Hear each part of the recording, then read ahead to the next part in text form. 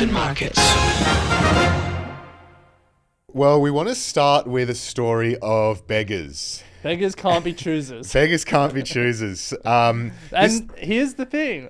No matter how much money you have, Yes. you sometimes still need to bet. Larry Ellison, the third richest man in the world. Yes. We had Elon Musk, the richest man in the world, begging Jensen Huang, in the top 10, definitely in the top 10. I think he's 100 and something billionaire. You keep telling the story, I'll find where one it of the is. richest men in the world, begging Jensen over dinner for more chips from Nvidia. Literally all the money in the world cannot buy you these things. That's it. So it is incredible. Jensen is 15th on the Forbes rich list, net worth of $100 billion or $99 billion, the founder and CEO of Nvidia.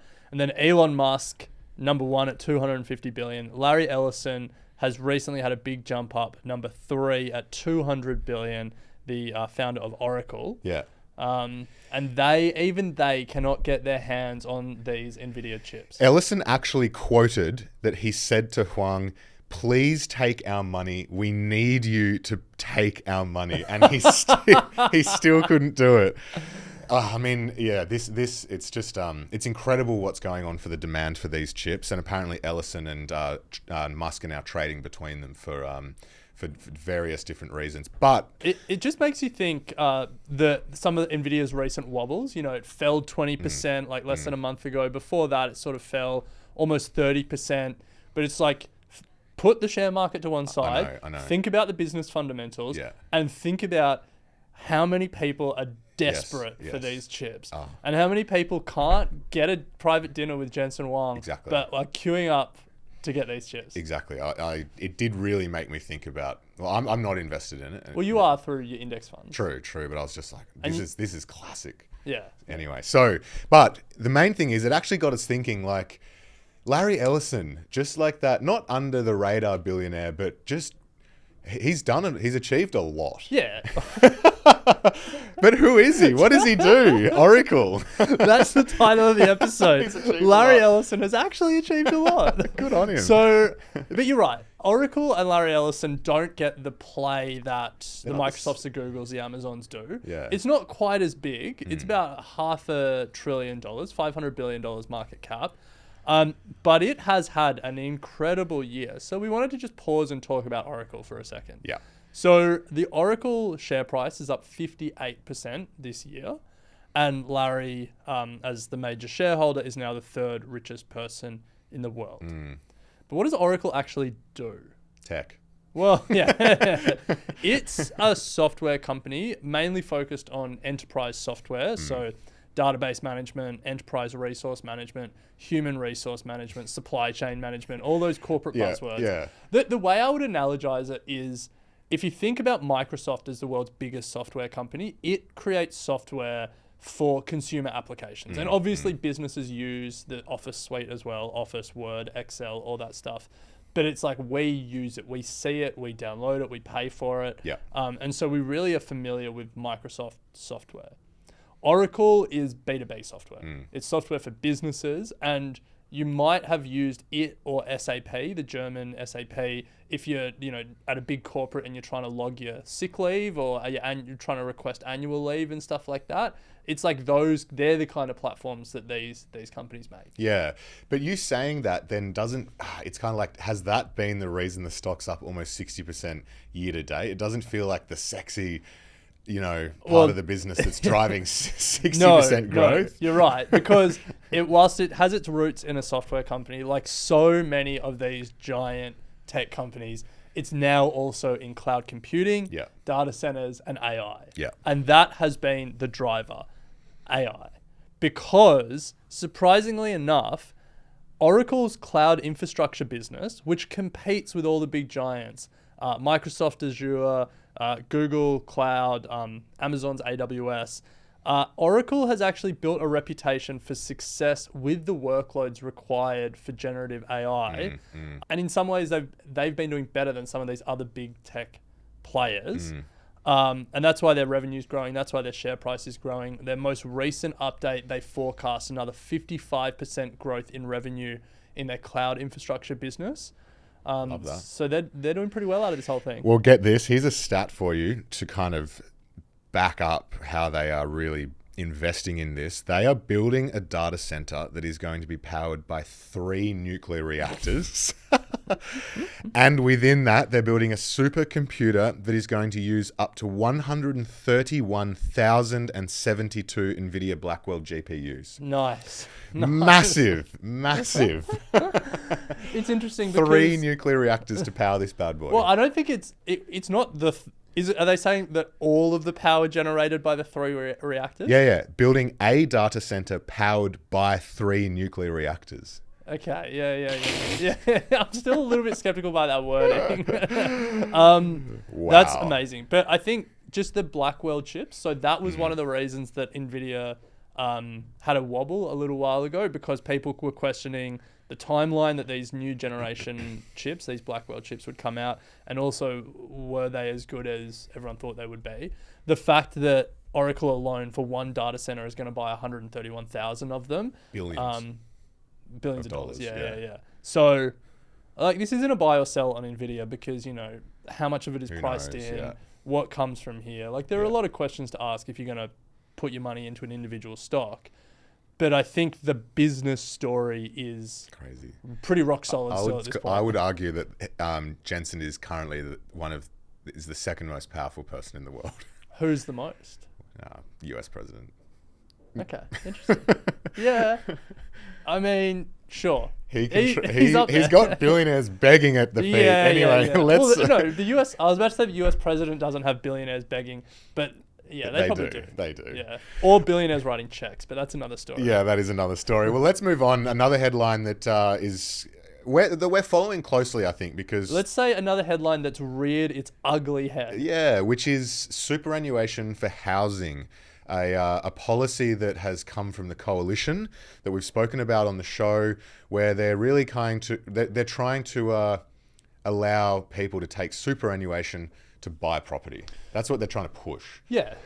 So the policy is first home buyers would be allowed to withdraw up to 40% of their superannuation, which is, for non-Australian listeners, your tax advantage retirement savings account that you shouldn't be able to access until you reach retirement age, like your 401k or your lifetime ISA, depending on where you're listening to this. Withdraw up to 40% of their superannuation to a maximum of 50 grand to help fund their investment in property. And then in the future, if you sell that property, in theory, you return your money to your superannuation account. Yeah. Now, if there's one thing that we've learned about Australian politicians and their incentives, is that housing affordability policies are really code for housing pumping make people policies. buy housing policies. Every affordability policy does not make housing more affordable. No. It puts more money in people's pockets to pump the shit out of this market. More into the system. And this is just another pump.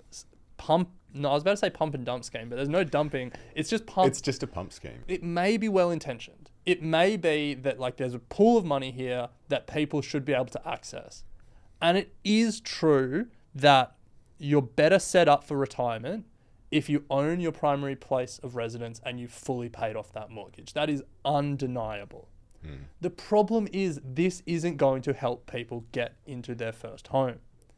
The first reason, it's unfortunately just not going to be enough money in most cases. So this is analysis from Saul Eastlake. For Australians aged 25 to 34, nearly 80% of them would not be able to withdraw more than $20,000 under the scheme. So it's just like the quantum of money we're talking about compared to the size of the housing challenge. Not quite there. Yeah. But the second and more important problem, it advantages older Australians and it advantages wealthier Australians. If you keep in mind that 25 to 35-year-old bracket, this median super balance for that age group will only be able to withdraw $18,000. What effect does this have? It really only increases the total value that you can put into a home by $90,000, presuming that the banks adjust their loans accordingly to reflect essentially an increase in 20% of your deposit. But as you said, Ren, like $18,000 on what now in major capital cities, deposits need to be in the 6 figures.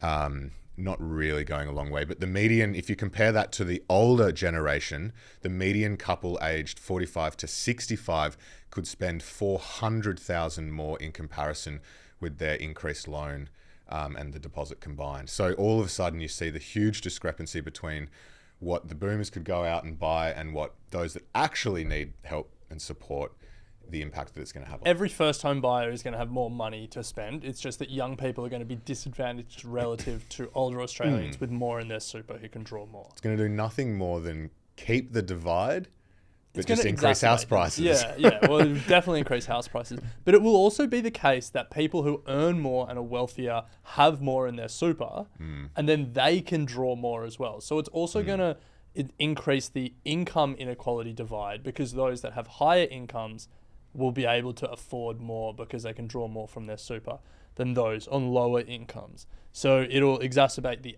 age divide, it'll exacerbate the wealth divide.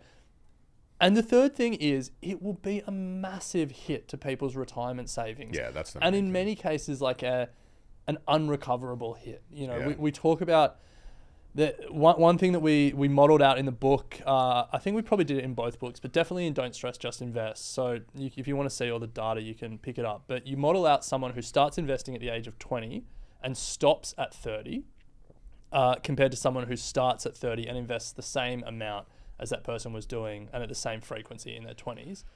You can't catch up. No. Like that extra 10 years of compounding, just as the market ticks away and you take the market's average return, it's so hard to catch up. Yeah. And that's essentially what we're going to be subjecting people to if we say, hey, pull out almost half of your super and then play catch up.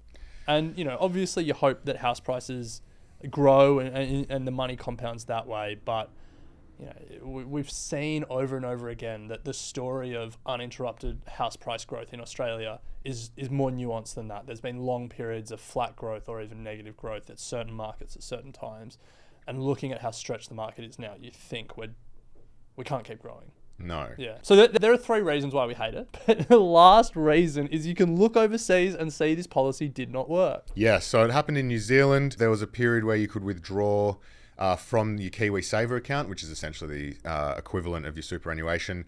And there was a clear correspondence to house price spikes. More than that, the New Zealand Treasury's analysis said the benefit of this policy just went to the sellers of houses in a supply-constrained market. It's not like housing became affordable. It's not like more first home buyers or young home buyers got into housing. It's just that sellers of housing pocketed more. And that is our conclusion. Yeah, so we'll keep an eye on this one. It's certainly going to continue to dominate political headlines, I'm sure, as we get closer to the election. But yeah, keen to hear your views. Join us in the Facebook discussion group. Would love to hear what you think of the policy. But also, there's a link in the show notes if you are not yet subscribed to our daily newsletter, where we'll send you the news headlines that are important and matter to you, as well as questions from the community answered by experts. So make sure you sign up to that. Equity line. I will say this about investing. Everything you do learn is cumulative. What I learned at 20 is useful.